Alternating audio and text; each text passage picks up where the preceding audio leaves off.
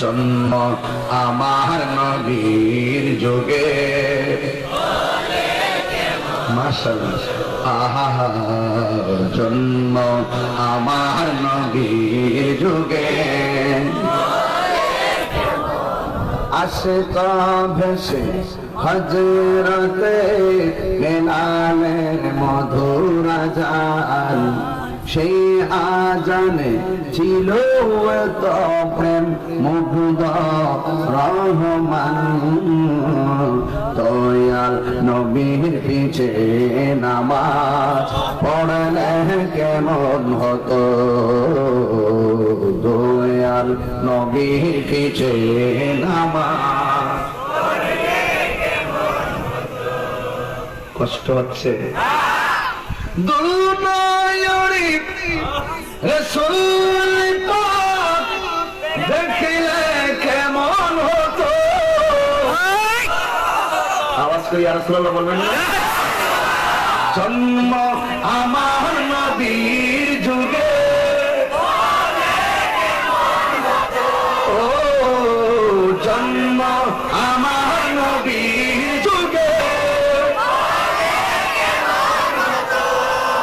কষ্ট হয়েছে নবীর যুগে যদি জন্ম হতো কেমন হতো আমরা ডাইরেক্ট দায়িত্বহীন কণ্ঠে বলতে চাই নবীর যুগে যদি আমাদের জন্ম হতো 1450 বছর পরে আজকের এই পরমানন্দপুরের জমিন থেকে শুধু বলতে চাই নবীর যুগে যদি আমাদের জন্ম হতো আমরা নবীর পিছনে দাঁড়িয়ে নামাজ পড়তাম নবীর যুগে যদি জন্ম হতো নবীর সঙ্গে ইফতার করতাম নবীর যুগে যদি জন্ম হতো জিহাদের ময়দানে রাসূলের সঙ্গে জিহাদ করতাম নবীর যুগে যদি জন্ম হতো কাফেররা নবীর দিকে পাথর মেরেছে আমরা সেই পাথরের সামনে দাঁড়িয়ে গিয়ে হাজারো পাথর আমাদের বুকে লাগিয়ে দিতাম কিন্তু রাহমাতুল লিল আলামিনের বদন মুবারকে একটা পাথর লাগতে দিতাম না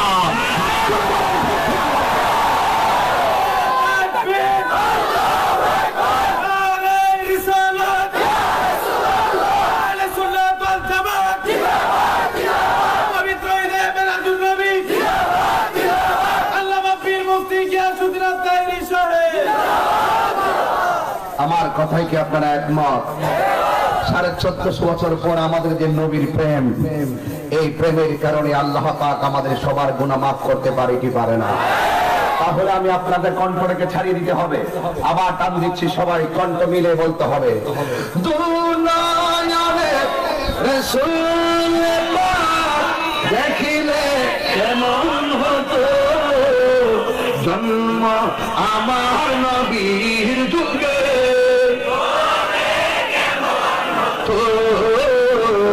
জন্ম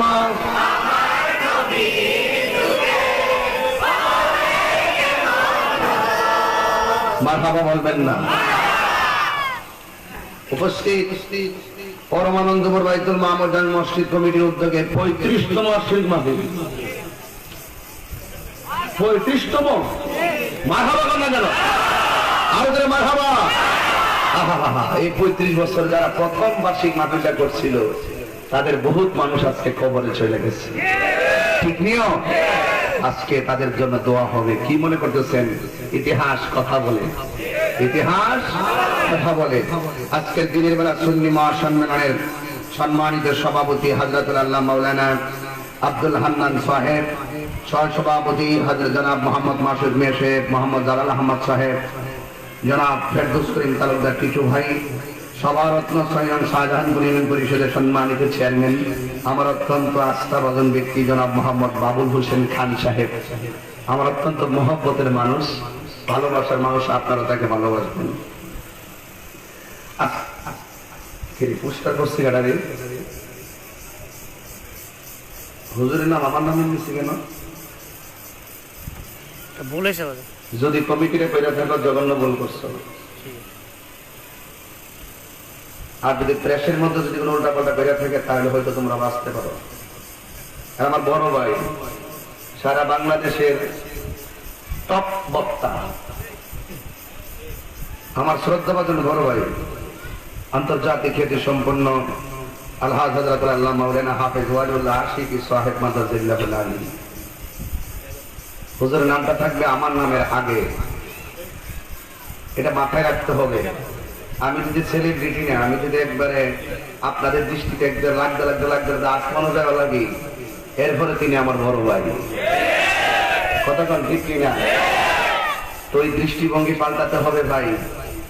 আমার বড় ভাই, আমার মাথার তাজ আল্লামা হাফেজ ওয়ালিউল্লাহ আশিকি সাহেব, যিনি মদিনাতুল মুনাওয়ারা বসে বসে নবীর শান লেখেন, যিনি কাবার সামনে বসে বসে নবীর শান লেখেন, যিনি কাঁদতে কাঁদতে তাহাজ্জুদের নামাজ শেষ করে ফজরের মুসল্লায় দাঁড়ায়।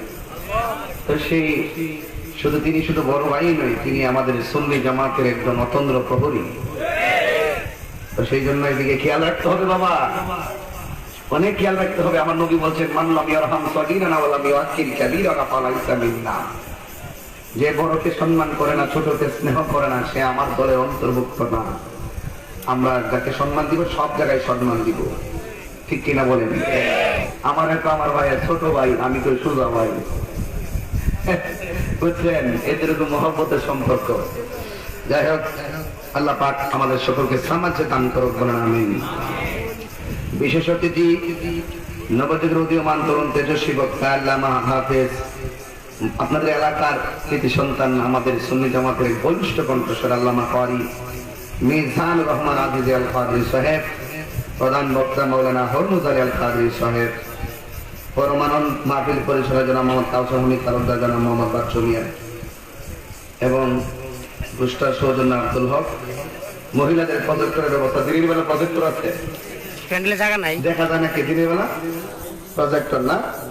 আল্লাহ পর্দার সিনেমা অনেক মা বোনরা আছে, সবার প্রতি শ্রদ্ধা রেখে আমরা সবাই শুকরিয়া কাম, আমাদের পারস্পরিক হিংসা বিদ্বেষ ভুলে গিয়ে একটা মহব্বতের প্রেম সাগরে লাভ দিয়ে সকলে শুকরিয়া কাম করি আলহামদুলিল্লাহ।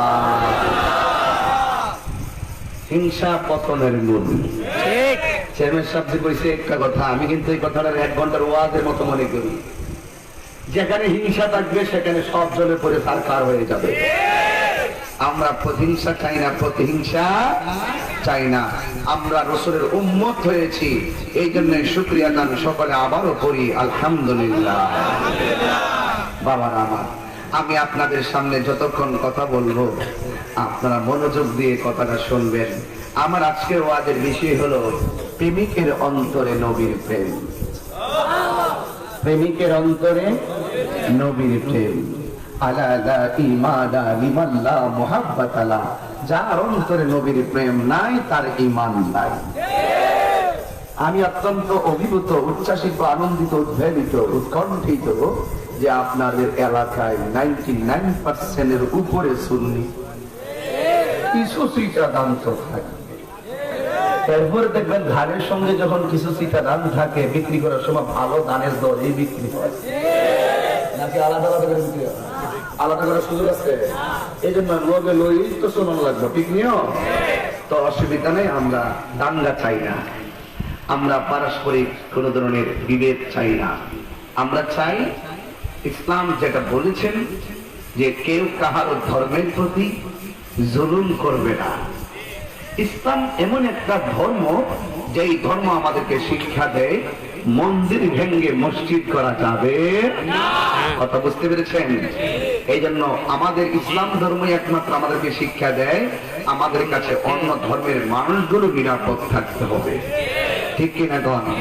তবে আলহামদুলিল্লাহ আমাদের বাংলাদেশে আমি দেখি, আমরা যারা সুফি ভিত্তিক আহলে সুন্নাত ওয়াল জামাত ধর্মের কথা বলি, আমরা দরবেশপন্থী যারা আছি, হ্যাঁ, আমরা তরিকাপন্থী যারা আছি, আমরা কিন্তু এই বিষয়টা খুব অক্ষরে অক্ষরে পালন করি।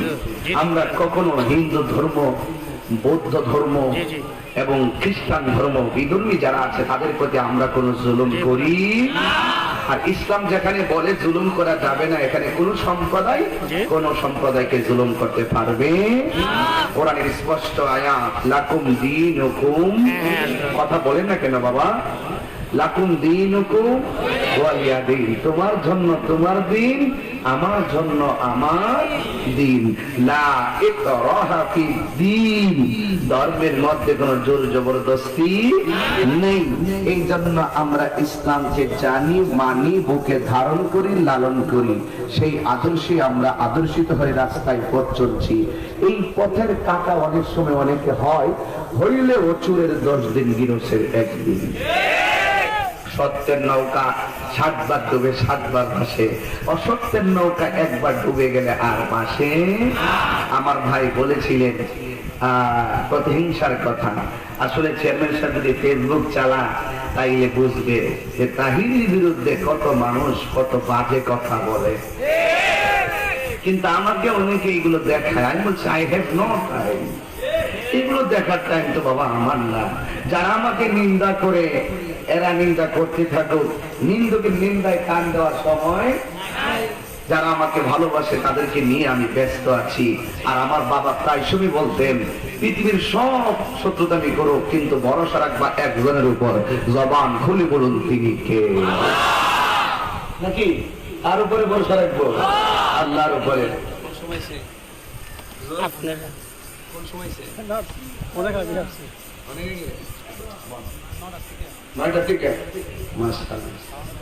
যাক আলহামদুলিল্লাহ, আমাদের অতিথিকে দেখে খুব ভালো লাগতেছে।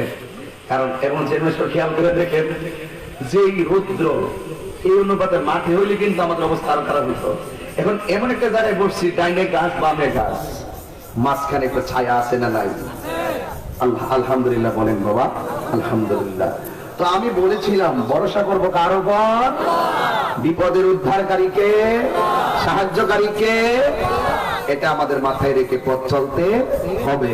এই জন্য যুবক ভাইয়ের আমার, আমি বলেছি আজকে আমি আপনাদের সামনে বয়ান করব প্রেমিকের অন্তরে নবীর প্রেম। যেরকম সুবহানাল্লাহ। কোন প্রেমিক তার নিজেকে প্রেমিক দাবি করে কিন্তু সে দুনিয়ার পাগল। কোন প্রেমিক নিজেকে প্রেমিক মনে করে কিন্তু সে টাকার পাগল।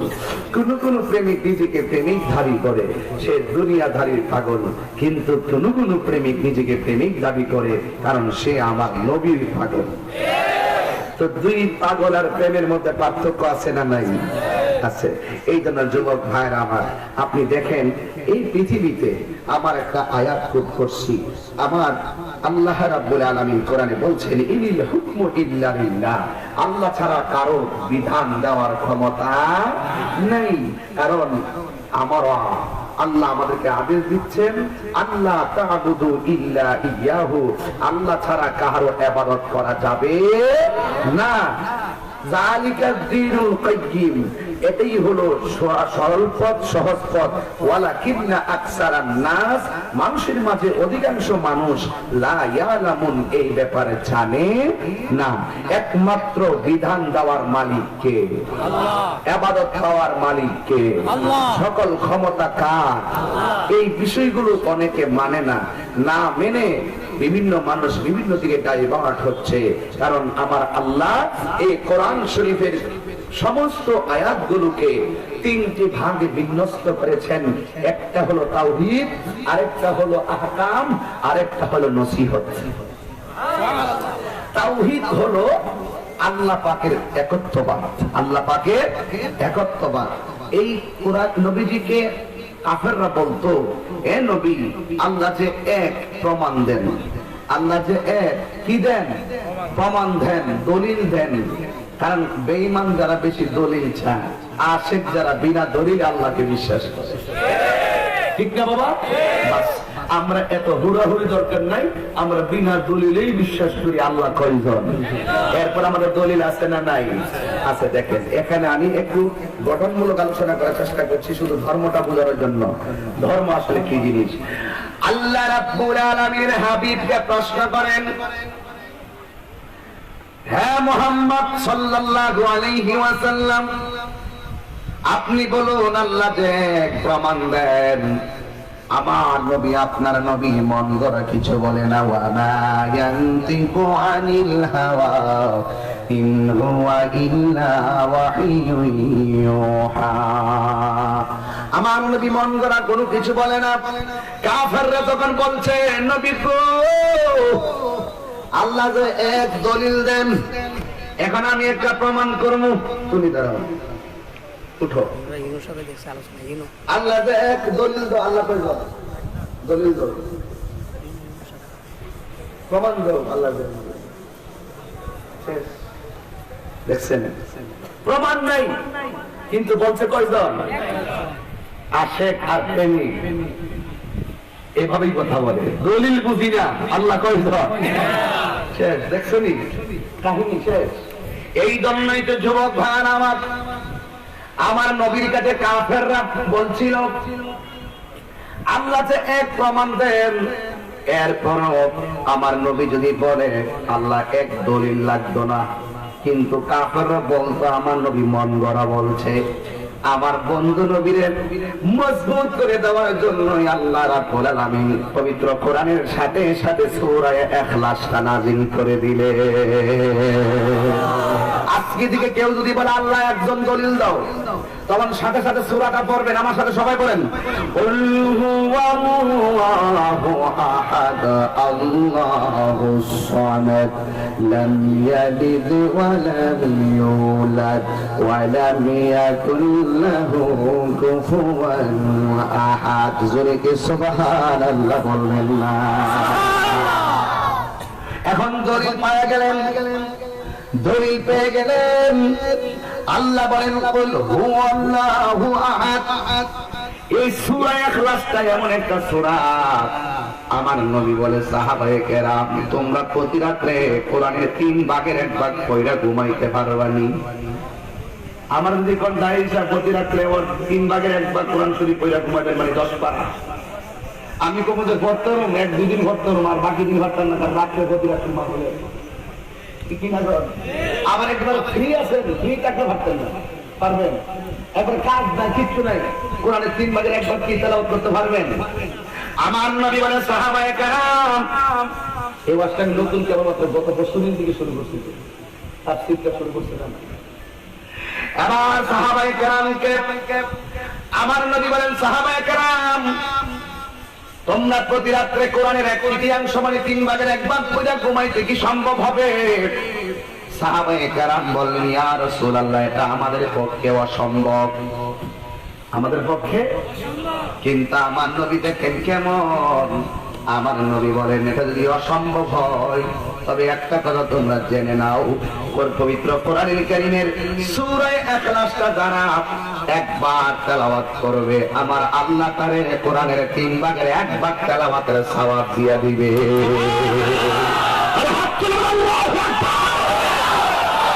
কি না গো? এরপরে আমার নবী বলেন সাহাবায়ে কেরাম প্রতি রাত্রে সূরা পড়ে ঘুমাইবেন। একটা সহজ ছিল দিচ্ছি, কিছু ওয়াজ বাড়িতে নিয়ে যান। ঘটনা বলে তো ঘটনা ভুলে যাবেন, কিছু ওয়াজ মৃত্যুর আগ পর্যন্ত কাজে লাগতে হবে। কথা কোন ঠিক না ঠিক? এরপরে আমার আল্লাহর হাবিব বলেন সাহাবারা একবার সূরা ইখলাস যদি কেউ পড়ে কোরআনের 3 ভাগের 1 ভাগ সওয়াব দেওয়া হবে, 2 বার যদি পড়ে কোরআনের 3 ভাগের 2 ভাগ সওয়াব দেওয়া হবে, 3 বার যদি পড়ে আমার আল্লাহ গোটা কোরআন শরীফ তার সওয়াব তার আমলনামায় দিয়ে দিবে। এই জন্য সূরা ইখলাসটা তো গুরুত্বপূর্ণ একটা সূরা। হযরতে আয়েশা সিদ্দিকা রাদিয়াল্লাহু তাআলা আনহা নবীর সাহাবীদের একজন কাফেলা, বিশাল বড় একটা কাফেলা পাঠালেন, কিন্তু তাদের মধ্যে একজন ইমাম বানিয়ে দিলেন। ইমাম ওই কাফেলা নিয়ে গেলেন এক জায়গায়, কিন্তু কাফেলার মধ্য থেকে যে ইমাম ছিল, ইমাম তিনি প্রতি ওয়াক্তে নামাজ পড়াইছেন 5 ওয়াক্ত নামাজ, কিন্তু সবচেয়ে বড় সমস্যা আছে একটা কি জানেননি? ওই ইমাম যতবার নামাজ পড়াইছে সূরা ফাতিহার সঙ্গে শুধু একটা সূরা তেলাওয়াত করে, এই সূরার নাম হলো সূরা ইখলাস। সুবহানাল্লাহ সুবহানাল্লাহ। এখন একটা সূরা দিয়া তো নামাজ পড়ানো তারতিবের খেলাফ। প্রথম সূরা বড় হবে, দ্বিতীয় সূরা ছোট হবে, এটা হলো তারতিব। প্রথম সূরা ছোট হলে দ্বিতীয় সূরা বড় হলে এটা তারতিবের খেলাফ। আবার কেউ যদি শুধু একটা সূরা দিয়া যদি শুধুমাত্র নামাজ পড়ায় এটাও তারতিবের খেলাফ। কিন্তু ওই সাহাবী প্রতি ওয়াক্তে নামাজের ভিতরে শুধুমাত্র কুল হুয়াল্লাহ দিয়ে নামাজ পড়াইতো, সূরা ইখলাস দিয়া। কাফেলা যখন আসছে আয়েশা সিদ্দিকার কাছে বিষয়টা জানানো হলো। আয়েশা সিদ্দিকা রাদিয়াল্লাহু তাআলা আনহা এই কথাটা আমার নবীর কাছে জানালেন, আর সাহাবায়ে কেরাম পর্যন্ত আমার নবীর কাছে বিচারের মতন দায়ের করলেন। আয়েশা সিদ্দিকা রাদিয়াল্লাহু তাআলা আনহা যাকে ইমাম বানালেন, তিনি নামাজের মধ্যে প্রতি রাকাতের ভিতরে শুধুমাত্র সূরা ফাতিহার পরে একটা সূরা পড়ে, ওই সূরার নাম হলো সূরা ইখলাস। আমার নবী ডাক দিয়ে কয়, সাহাবা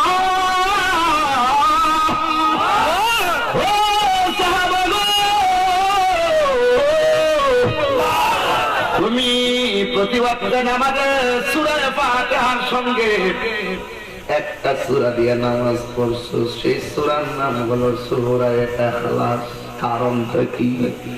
এখন সব সাহাবারা মনে করছে বিচারটা বড় করা হইব। আয়েশা সিদ্দিকা কই বিচারটা বড় করা হইব, আর যিনি নামাজ পড়াইছেন তার মাঝে এইরকম ভাব নাই।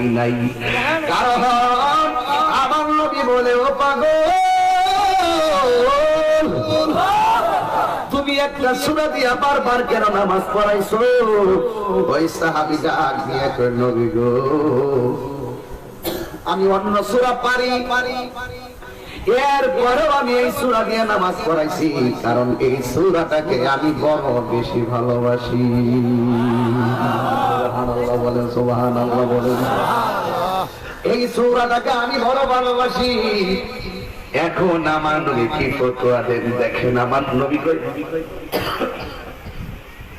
ইন্নী আরা মা লা তারাউনা, আমি যাহা দেখি তোমরা তা দেখো না। ইন্নী আসমাউ মা লা তাসমাউন, আমি যাহা শুনি তোমরা তা শোনো না। আমার নবী ডাক দিয়ে কই,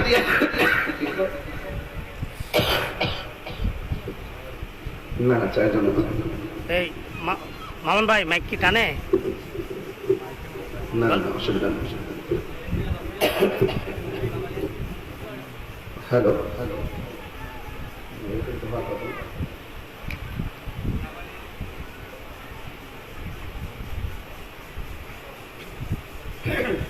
সকলে বলি আল্লাহু আকবার।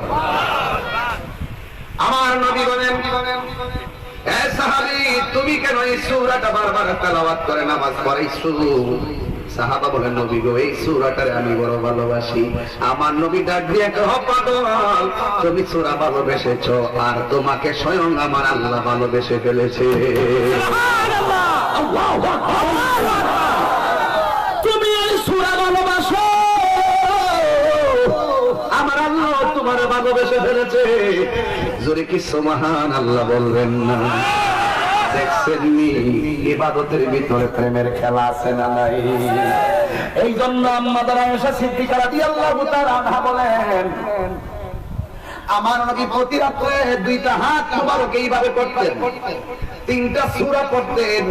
একটা সূরার নাম সূরা ইখলাস, আরেকটা সূরার নাম সূরা ফালাক, আরেকটা সূরার নাম সূরা নাস।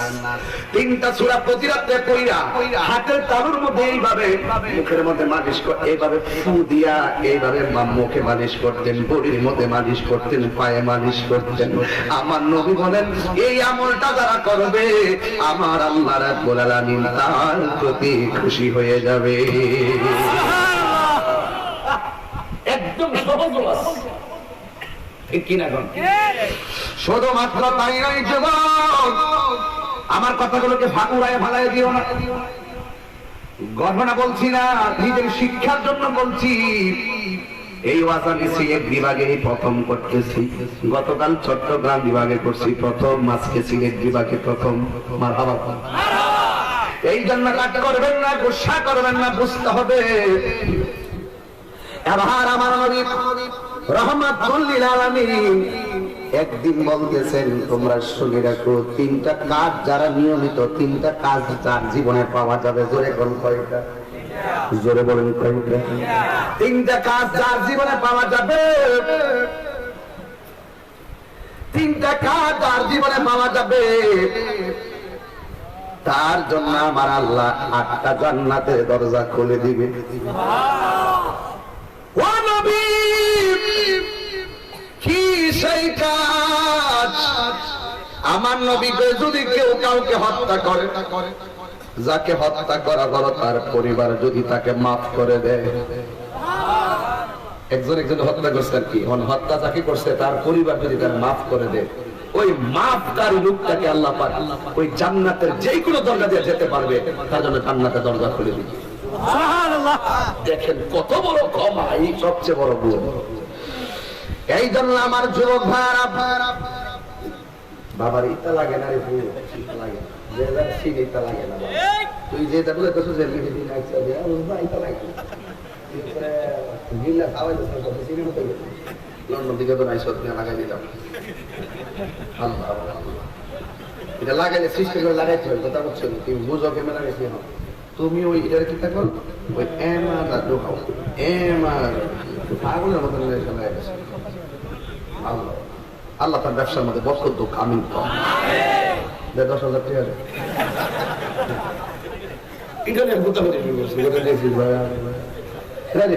চিন্তা করিস না, আমি আসি। কেউ আপনার মনে একটু কষ্ট হয়েছে নাকি না? আচ্ছা মুরব্বীর, আমি কি লাইনের বাইরে কোনো কথা বলতেছি? যে কথাগুলো বলছি এই কথাগুলো আজকে থেকে আমল করে দেখবেন, ধীরে ধীরে ধীরে ধীরে আপনার ঘরে রহমতে পরিণত হয়ে যাবে। কথাটা ঠিক কিনা দাও? অত্যন্ত গুরুত্বপূর্ণ কথা। আরেকটা হলো, আমার নবী বলেন যদি কেউ কাউকে ক্ষমা করে দেয়,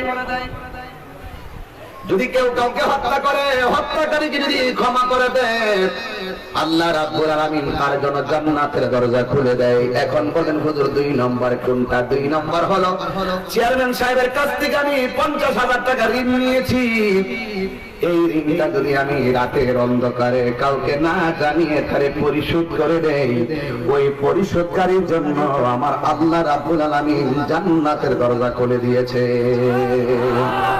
আর আমাদের কিছু মানুষ আছে ঋণ নিলে মনে যায় ডর লাগবে না, কথা কোন ঠিক কিনা? ঋণ নিচে নেওয়ার সঙ্গে চাপ বানালো কি দেন না 10,000 টাকা আগামী সপ্তাহে দিলামো, কেউ জানে না ঋণটা নেওয়ার সময়, কিন্তু দেওয়ার সময় কভার করো লাগে, কথা কোন ঠিক না বেটি? এই জন্য আমার নবী বলেন কেউ যখন ঋণ নিবে, ঋণটা কাউকে না জানিয়ে সময় মতো যে দিয়ে দিবে, আমার আল্লাহ রাব্বুল আলামিন তার জন্য জান্নাত খুলে দিবে। এরপরে আমার নবী বলেন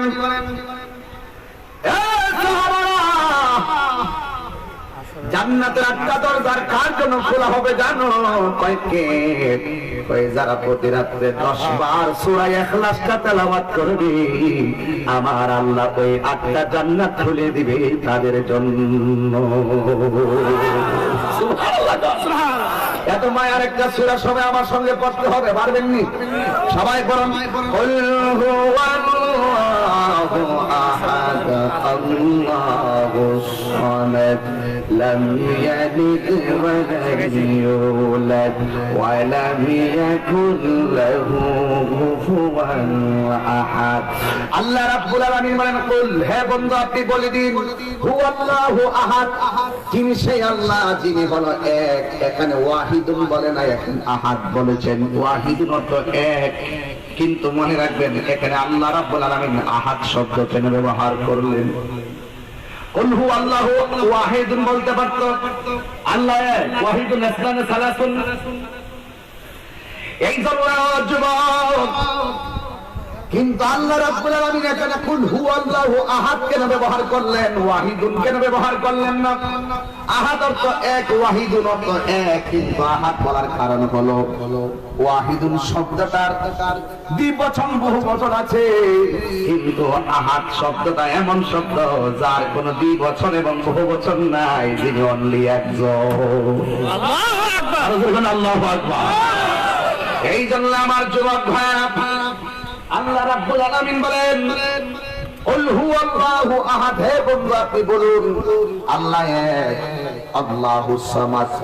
আমি পাঞ্জাবিটা বানাইলাম, টেইলারের কাছে গেছি, কাপড়টা কিনতে গেলাম, মার্কেটে গেছি, পাগড়ি কাপড় কিনতে গেলাম, মার্কেটে গেলাম, টুপি কিনলাম, মার্কেটে গেলাম, চাউলের দরকার চাউলের দোকানে গেলাম, ঔষধের দরকার ঔষধের দোকানে গেলাম, কিন্তু আল্লাহ রাব্বুল আলামিন বলে তিনি আল্লাহুস সামাদ, যিনি অমুখাপেক্ষী, যিনি কারো কাছে যাওয়া লাগে না, তিনি হলো তোমার আমার মাওলা।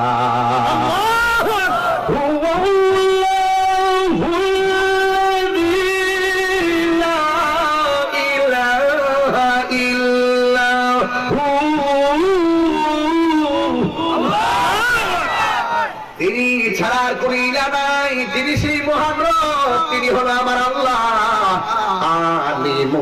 الغيب والشهادة هو الرحمن الرحيم দৃশ্য অদৃশ্য সব কিছু সম্পর্কে অবগত একমাত্র তিনি রহমান, তিনি রহিম, আল মালিক, আল কুদ্দুস, আসসালাম, আল মুমিন, আল মুহাইমিন, আল আজিজ, আল জব্বার, আল মুতাকাব্বির, সুবহানাল্লাহি আম্মা ইউশরিকুন, হুয়াল্লাহুল খালিকুল বারিউল মুসাব্বির, লাহুল আসমাউল হুসনা, ইউসাব্বিহু লাহু মা ফিস সামাওয়াতি ওয়াল আরদি, সুবহানাল্লাহ বলবেন না?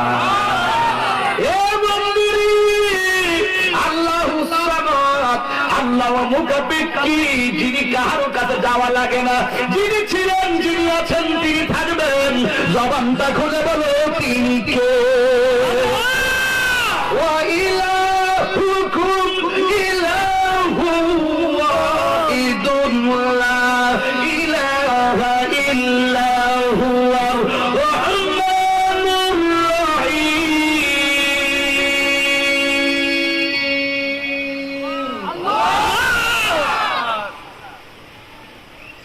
যিনি ছিলেন, যিনি আছেন, তিনি থাকবেন।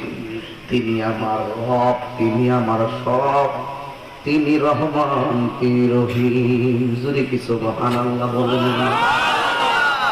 তোমাকে না দেখিয়া, নবীকে না চিনিয়া, ঈমান এনেছি তবু। তোমাকে না দেখিয়া, নবীকে না চিনিয়া, ঈমান এনেছি তবু। সেই ওসিলায় রহমত দয়া বিলা, সেই ওসিলায় রহমত দয়া বিলাম। শপথে চালাও, মাফ করে দাও, বলুন শপথে চালাও, মাফ করে দাও, বলুন আল্লাহ। ঘুমায় না, দিল থেকে ওয়াজ করতেছি, বলেন আল্লাহ ক্ষমা করে দাও, মাফ করে দাও, বলুন ক্ষমা করে দাও, মাফ করে দাও। আল্লাহ আল্লাহ আল্লাহ ক্ষমা করে দাও, মাফ করে দাও, বলুন ক্ষমা করে দাও, মাফ করে দাও। জোরে কি সুবহানাল্লাহ বলবেন না? এ বন্ধুরি, আমি এখন বলবেন হুজুর সবসময় শানের ইশারাতে বয়ান করছেন, আজকে কেন তাওহীদের বয়ান করেন? তাওহীদের বয়ানটা ইচ্ছা করে 2 দিন ধরে ধরছি মাঠের মধ্যে। বাংলাদেশে কিছু জাহেলি মুরাক্কাব নায়েবে শয়তান আছে, যারা বলে আমি নাকি আল্লাহর সঙ্গে শিরক করে, আমি নাকি মুশরিক, আমি নাকি কুফর করছি। আমার মুশরিকের ফতোয়া দে। আমি বাংলাদেশে কিছু কায়দা মৌলবী আছে, সিয়ার নবী, সিয়ার পূজারি, সিয়ার পূজারি,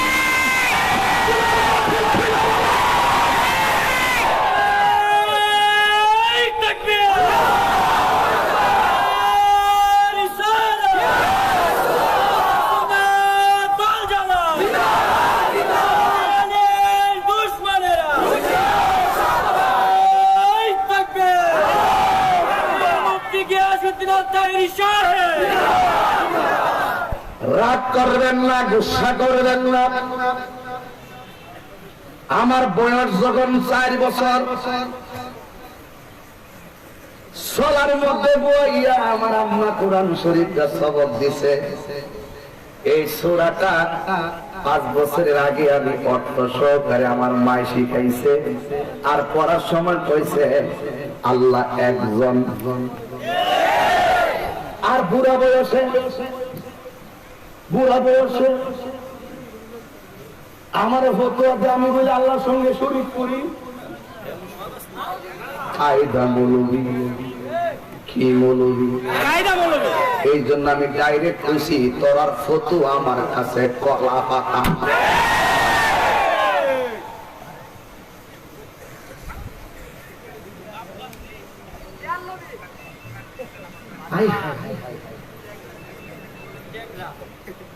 চেয়ারম্যান সাহেব, আপনি তো বলছেন, আপনি আবার আপনার বক্তব্যের মধ্যে বলছেন অন্য ধর্মের লোকের সাথে ভালো ব্যবহার করা, উস্কানি দেওয়া যাবে না, উস্কানি দেওয়া যাবে না, বিভিন্ন ধরনের অপতৎপরতা চালানো যাবে না।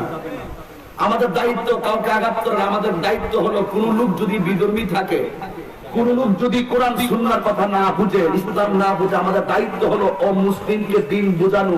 বুঝে খাটলে সে আসবে না, যে তার ধর্ম সে শান্তিপ্রিয় ভাবে পালন করবে। আর না হয় যারা কোরআন সুন্নাহ বুঝেন, আপনার আমাদের পাবলিক যারা, আমাদের কাজ হলো আপনাদেরকে বিপদ থেকে পথে আনা। আর এরা মানুষে মুসলমানদের কাফের বানাই বলে।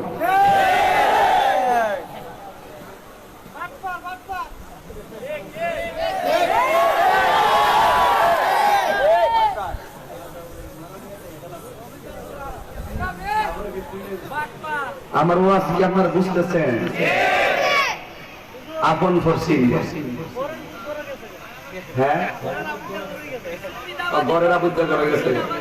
হ্যাঁ, আমরা দাবি ছেড়ে দিচ্ছি, আমরা কিছু জান, আপনি আপনার জায়গা মতো যান যান, আপনাকে আমরা বিদায় দিয়ে দিচ্ছি। আপনার আমরা আপনারা বইলা দিচ্ছি, আপনার যান, আপনার প্রতি আমাদের আর কোনো দাবি। তুমি কথা দিয়া তুমি কথা রাখনি, সজনী তুমি কথা দিয়া তুমি কথা রাখনি।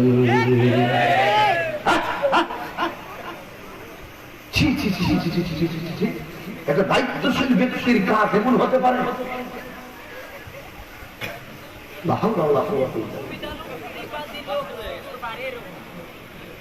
আল্লাহ কয়জন? জবানটা ধরেন কয়জন? আমি কি পাগল হয়েছি যে আমি একটা গান গায়া শান গায়া আল্লাহর সঙ্গে শিরিক করবো, আল্লাহ শান খাটো করে এলাম, নবীর শান খাটো করে এলাম? আমি কি পাগল? তবে ধরা খাই দিয়েছে, জাগা মতো ধরছে, তো এলাকা ধরাটা খাই দিয়েছে। আমি কি সাইরা দৌড় নেবে না?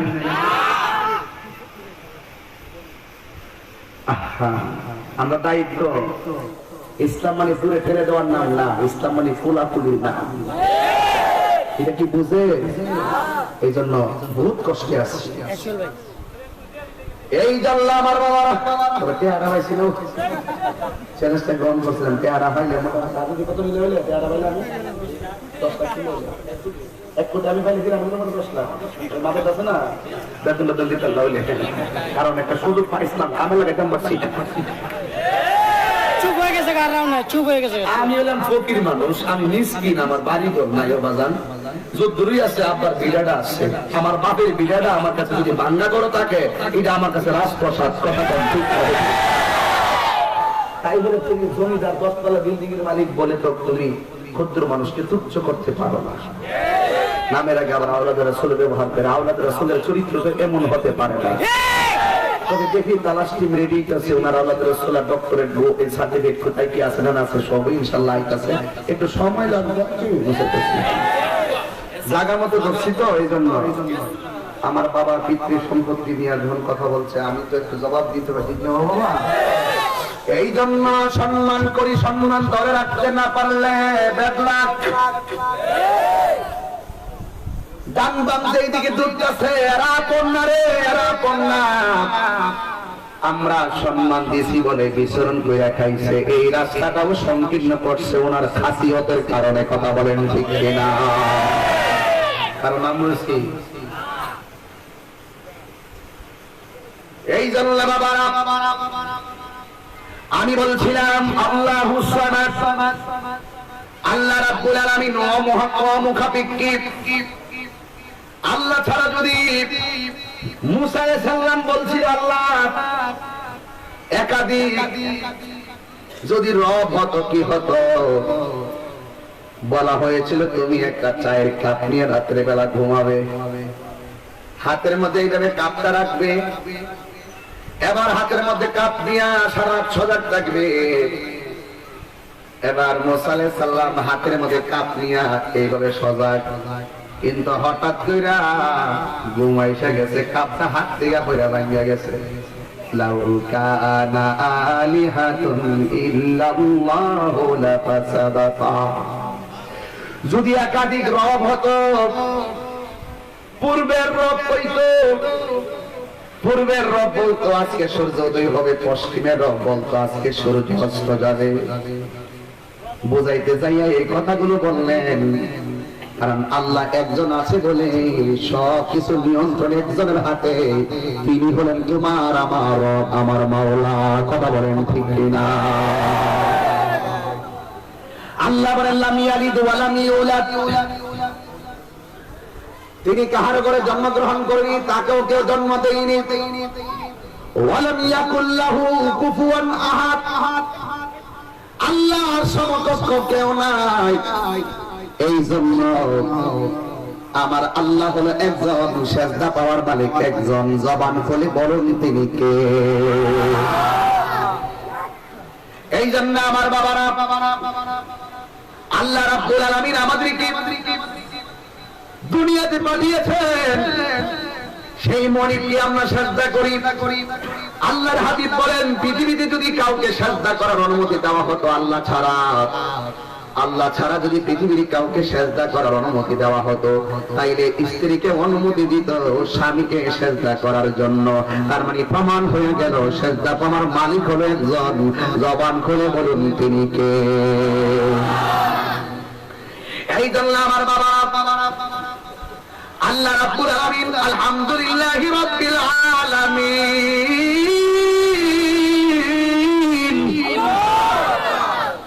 সমগ্র জাহানের রব হলো আমার আল্লাহ। আমার নবীকে আল্লাহ বলছিল ওয়ামা আরসালনাকা ইল্লা রাহমাতাল লিল আলামিন। সুবহানাল্লাহ। এই জন্য আমার বাবারা, আজকে বাংলাদেশের ভিতরে শিরকের ছড়াছড়ি, কুফরের ছড়াছড়ি কেন ছড়াছড়ি হলো আমি ক্লিয়ার করে দিচ্ছি। আমি বলেছিলাম ওয়াজের ভিতরে, আল্লাহর বান্দা রাসূলকে দিয়া গেলেন আল্লাহ গায়েব হইয়া। রাসূলের দম খাজা পাইয়া শুইয়া আছে আজমিরে, কেউ ফিরে না খালি হাতে, খাজা তোমার দরবারে। এটা কি নতুন গান না পুরান গান? কত বছর? 30 বছর, 20 থেকে 26 বছর। 26 বছর আগে গান লেখলো এক কবি। কবিতার কোন চিন্তা নিয়ে গান লেখছে এটা কবি জানে, আর আমি 26 বছর পরে এটা কোন দলিলে গাইছি এটা আমি জানি। আমার তো জিজ্ঞাসা করতে পারতো, তাহিরি এটা কোন দলিলে গাইছো? তাইলে আমি আমার দলিল দিয়া বোঝাইতাম আমি এই দলিলে গাইছি। আমারে না জিগাইয়া ফতোয়া মাইরা দেশের মধ্যে বিশৃঙ্খলা যারা লাগাইছে, এরা হলো সর্বপ্রথম ফিতনাবাজ। কথা কোন ঠিক কিনা? ওরা দাঙ্গাবাজ। যেই কোনো ফতোয়া দিতে গেলে চেয়ারম্যান সাহেবের বিরুদ্ধে আমার কাছে কিছু বললে, আমি চেয়ারম্যান সাহেবকে জিজ্ঞেস করবো, ভাই আপনার ব্যাপারে তো এটা শুনছি, কতটুকু সত্য? আর আমি যদি শুনি নাই, যদি ডাইরেক্ট চেয়ারম্যান সাহেবের বিরুদ্ধে, চেয়ারম্যান সাহেব আমার বিরুদ্ধে যদি একটা ফতোয়া লাগাই দেয়, মন্তব্য করে ফেলে, এটা কোনোদিন দায়িত্বশীলদের কাজ হতে পারে? আমি বলছিলাম আল্লাহর ধন রাসূলকে দিয়া এখন ভাঙ্গে দেওয়ার লাগে সমস্ত ধনভাণ্ডারের মালিককে। কথা কয় না, তাহলে আমার কথা ঠিক আছে নি? আল্লাহর ধন রাসূলকে দিছে। এখন বলেন হুজুর রাসূলকে যে দিছে তারা দলিলটা কই? দলিলটা তো কোরআন আর হাদিসের মধ্যে আছে। এই দলিলটা আছে বুখারী শরীফের হাদিসে। এই দলিলটা আছে বুখারী শরীফের হাদিসে। এই কথাগুলো আমার বারবার শুধু বলতে হচ্ছে, বিয়াদবগুলোরে শুধু বোঝানোর জন্য। ওরা বোঝে না সমস্ত ধনভাণ্ডারের মালিক যে আল্লাহ, এটার দলিলটা কিন্তু কোরআনে আছে। আল্লাহ বলছেন সমস্ত ধনভাণ্ডারের মালিক যে আল্লাহ, কোরআনে আছে কুল্লা আকুলু লাকুম ইনদি খাযাইনুল্লাহ।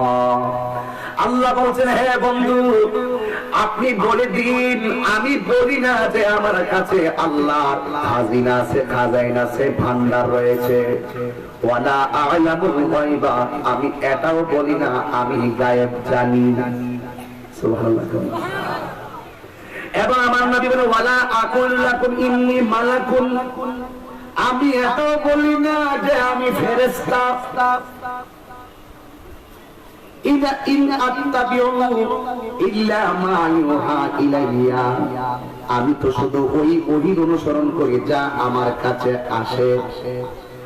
কুল হাল ইয়াস্তাবিল আমা ওয়াল বাসীর, আপনি বলে দিন অন্ধ ও চক্ষুমান কি সমান হতে পারে? আফালা তাতাফাক্কারুন, তোমরা কি চিন্তা করো না? এই দলিলটা তারা পুঁজি বানাইছে। নবী কইছে আমি বলি না আমার কাছে ভান্ডার আছে, কিন্তু তারা ভুলে গেছে কোরআনের ভিতরে যেই আয়াতটা আছে আয়াতটা আমরা মানি। কথা কোন ঠিক কি না কোন? এই আয়াতটা আমরা মানি, কিন্তু আমার আল্লাহ যে নবীকে ধন ভান্ডার দিয়েছে এই মর্মেও দলিল আছে না নাই? আরো জোরে বলেন আছে না নাই? এই দলিলটাও আছে। এখনো বলবেন হুজুর আল্লাহ যে নবীরে ধন ভান্ডার দিয়েছে কোন জায়গার মধ্যে আছে? বুখারী শরীফের মধ্যে আছে। হাদাসানা ইয়াহয়া ইবনে বুকাইর قال حدثنا الليث عن قيل عن ابن شهاب عن سعيد بن المسيب عن ابي هريره رضي الله تعالى عنه ان رسول الله صلى الله عليه وسلم قال بعثت بجوامع الكلم ونصرت بالرعب فبين انا نائم أتيت بمفاتيح خزائن الارض فوضعت في يدي। আমার নবী বলেন আল্লাহ রাব্বুল আলামিন আমি নবীকে অল্প শব্দে ব্যাপক অর্থ বোঝার জ্ঞান দিয়েছেন এবং আল্লাহ রাব্বুল আলামিন শত্রুর মনে ভীতি সঞ্চারের মাধ্যমে আমাকে সাহায্য করেছেন। শুধুমাত্র তাই নয়, তিনি বলেন একবার আমি নিদ্রা ছিলাম, উতিতু বিমাফাতিহে খাজাইনিল আরদ, আল্লাহ রাব্বুল আলামিন আমার কাছে পৃথিবীর ধন ভান্ডার সমূহের চাবি আমার হাতে দিয়েছে। তো তুমি মৌলবী কোরআনের একটা আয়াত বলছো, নবী কইছে আল্লাহ বলছে বন্ধু আপনি বলে দেন আমি বলি না যে আমার কাছে আল্লাহর ভান্ডার আছে। ঠিক আছে, এটা আমরা মানি, কারণ সমস্ত ধন ভান্ডারের হাকিকতে মালিক কে? এটা তো আমরা মানি। কিন্তু বুখারী শরীফের মধ্যে যে আমার নবী বলছেন আল্লাহ রাব্বুল আলামিন আমার হাতে ধন ভান্ডারের চাবি দিয়েছেন, আবার আরেক জায়গায় বলেছেন ইন্নামা আনা কাসিম ওয়াল্লাহু ইউতি, আল্লাহ আমার দেয় আমি নবী তা বন্টন করি। জোরে কি সুবহানাল্লাহ বলবেন? তো তুমি কোরআনের একটা আয়াত নিয়ে না করছো, কারণটা কি? এই দালালের গোষ্ঠী, কারণটা কি? দালালি কার সাথে করো? জায়গা মতো ধোঁকা দিছো, কোটি টাকা চ্যালেঞ্জ করে গর্তে ভিতরে ফলাই গেছো, আবার আইতাছে আর একটা ডেলিভারি আসতেছে। আমারে বলছিল ফতোয়া স্বামী পড়তে পারলে 1 কোটি টাকা দিবে। ওই মৌলবী যে ফতোয়া স্বামী পড়তে গিয়া কয়েকটা ভুল করছে সেটাও তাহিনী কাছে ধরা খাইছে, এটাও আসতেছে। আনতা চাইছে না 14 গোষ্ঠী আপাইলাম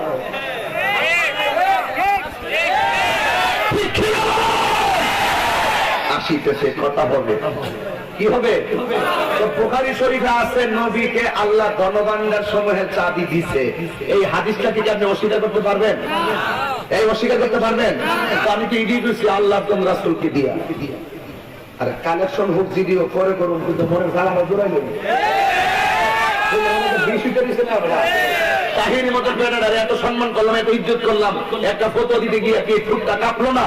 দায়িত্বশীল ব্যক্তির কাজকে দূরে ফেলে দেওয়া নাকি কাছে রাখা? নিজের কপালে নিজে কোরাল মারে, হইলো ঠিক আছে জানি।